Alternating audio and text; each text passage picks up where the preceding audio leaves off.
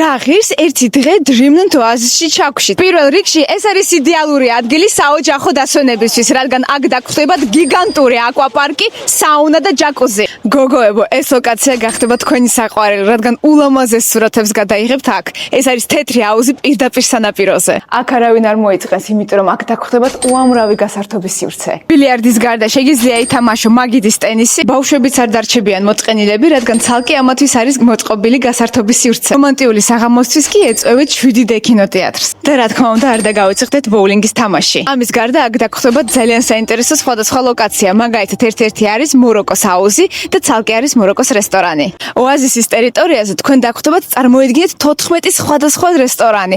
მე ავირჩიე ჩემი აზრით ყველაზე ლამაზი. ეს არის ზღვის პროდუქტების რესტორანი, რომელიც მდებარეობს პირდაპირ ზღვის პირას. აქ ერთადერთი თქვენი საფიქრალი იქნება, რომელ აუზზე დავისვენო დღეს. მე მაგალითად ვერ მოვიფიქრე ამ ორიდან რომელი ავირჩიო. საღამოს ვეწვიე Dreamland ოაზისის Skybar-ს. რადგან Dreamland ოაზისის Skybar-დან გელოდებათ ულამაზესი ხედი და უგემრიელესი კოქტეილები.